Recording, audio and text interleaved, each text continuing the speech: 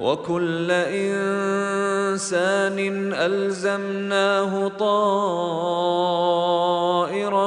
فِي عُنُقِهِ وَنُخْرِجُ لَهُ يَوْمَ الْقِيَامَةِ كِتَابًا يَلْقَاهُ مَنشُورًا۔ اور ہم نے ہر آدمی کا نامہ اعمال اس کی گردن میں لٹکا دیا ہے، اور قیامت کے دن ہم اس کے اعمال کی ایک کتاب نکالیں گے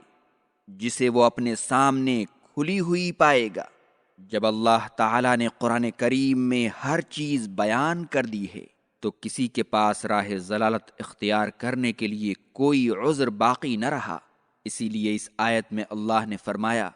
کہ ہر آدمی اپنی مرضی اور اختیار سے جو بھی اچھے یا برے اعمال کرتا ہے اس سے وہ چھٹکارا نہیں پا سکتا ہے۔ اس کا عمل اس کے ساتھ ایسا ہی لگا ہوتا ہے جیسے کسی کی گردن کا طوق اس سے کسی حال میں بھی الگ نہیں ہوتا ہے، اور اس عمل کے مطابق سعادت و نیک بختی یا شقاوت و بدبختی بھی اس کے ساتھ لگی ہوتی ہے، اس سے وہ چھٹکارا نہیں پا سکتا ہے۔ اگر بدبخت ہوگا تو جہنم، اور نیک بخت ہوگا تو جنت اس کا ٹھکانہ ہوگا۔ اور قیامت کے دن ہر آدمی اپنا نامہ اعمال اپنے آگے پھیلا ہوا پائے گا، اور اس سے کہا جائے گا کہ اپنا نامہ اعمال پڑھو جس میں تمہارے چھوٹے بڑے تمام اعمال درج ہیں، اور آج تم خود ہی اپنے اعمال کا حساب لگاؤ گے اور گواہ بنو گے کہ تم نے ان کا ارتکاب کیا تھا۔ اقرأ كتابك كفى بنفسك اليوم عليك حسيبا۔ اس سے کہا جائے گا کہ اپنا نامہ اعمال پڑھو، آج تم خود بحیثیت محاسب اپنے لیے کافی ہوگے۔ من اهتدى فإنما يهتدي لنفسه ومن ضل فإنما يضل عليها ولا تزر وازرة وزر أخرى وما كنا معذبين حتى نبعث رسولا۔ جو کوئی راہ راست کو اپناتا ہے تو وہ اپنے فائدے کے لیے ایسا کرتا ہے، اور جو کوئی گمگشتہ راہ ہو جاتا ہے تو اس کا وبال اسی کے سر ہوتا ہے۔ کوئی شخص بھی دوسرے کے گناہوں کا بوجھ نہیں ڈھوتا ہے، اور ہم جب تک اپنا رسول نہیں بھیج دیتے ہیں کسی قوم کو عذاب نہیں دیتے ہیں۔ پہلے جو کچھ بیان کیا گیا ہے اس سے ہر آدمی کو یہ بات معلوم ہو جاتی ہے کہ جو شخص آج راہ ہدایت کو اختیار نہیں کرے گا، اللہ، اس کے رسول، یوم آخرت اور جنت و جہنم پر ایمان لائے گا، عمل صالح کرے گا اور شرک و معاصی سے اجتناب کرے گا تو اس کا فائدہ اسی کو پہنچے گا، عذاب سے نجات پائے گا اور جنت کا مستحق بنے گا۔ اور جو شخص گمراہ ہوگا، قرآن کریم اور نبی کریم صلی اللہ علیہ وسلم کو جھٹلائے گا اور شرک و معاصی کا ارتکاب کرے گا تو اس کا نقصان اسی کو پہنچے گا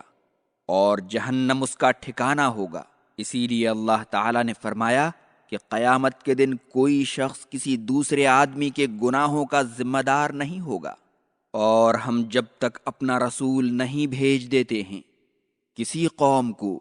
عذاب نہیں دیتے ہیں۔ آیت کے اس حصے میں اللہ تعالیٰ نے انسانوں کے لیے اپنا فضل و کرم اور ان کے ساتھ اپنا عدل و انصاف بیان فرمایا ہے کہ وہ کبھی بھی کسی قوم کو اپنا رسول بھیجنے سے پہلے عذاب نہیں دیتا۔ جب اپنا رسول بھیج کر حق و باطل کو ان کے لیے آشکارا کر دیتا ہے اور پھر بھی ایمان نہیں لاتے تو ان پر اپنا عذاب نازل کر دیتا ہے، جیسا کہ اللہ تعالیٰ نے سورہ طٰہٰ آیت 134 میں فرمایا ہے، وَلَوْ أَنَّا أَهْلَكْنَاهُمْ بِعَذَابٍ مِّن قَبْلِهِ لَقَالُوا رَبَّنَا لَوْلَا أَرْسَلْتَ إِلَيْنَا رَسُولًا فَنَتَّبِعْ آيَاتِكَ مِن قَبْلِ أَن نَّذِلَّ وَنَخْزَىٰ۔ کہ اگر ہم اس سے پہلے ہی انہیں عذاب سے ہلاک کر دیتے تو یقیناً یہ کہہ اٹھتے کہ اے ہمارے پروردگار، تو نے ہمارے پاس رسول کیوں نہ بھیجا کہ ہم تیری آیتوں کی تابعداری کرتے اس سے پہلے کہ ہم ذلیل و خوار ہوتے۔ اس کے علاوہ بھی قرآن کریم میں بہت سی آیات ہیں جو اس بات پر دلالت کرتی ہیں کہ اللہ تعالیٰ جب تک اپنا رسول بھیج کر حجت تمام نہیں کر دیتا، نہ دنیا میں کسی قوم کو ہلاک کرتا ہے اور نہ ہی آخرت میں کسی کو عذاب دے گا۔ وَإِذَا أَرَدْنَا أَن نُّهْلِكَ قَرْيَةً أَمَرْنَا فَفَسَقُوا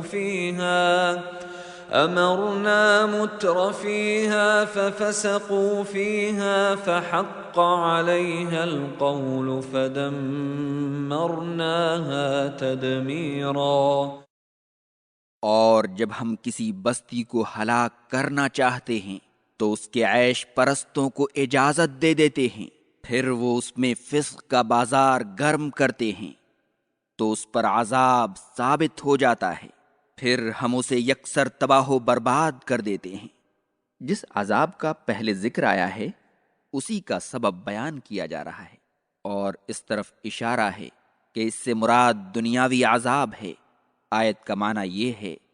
کہ جب ہم کسی قوم کو عذاب کے ذریعے ہلاک کرنا چاہتے ہیں تو اس کے عیش پرستوں اور ناز و نعم میں ڈوبے ہوئے لوگوں کو اپنے رسول کی زبانی طاعت و بندگی کا حکم دیتے ہیں،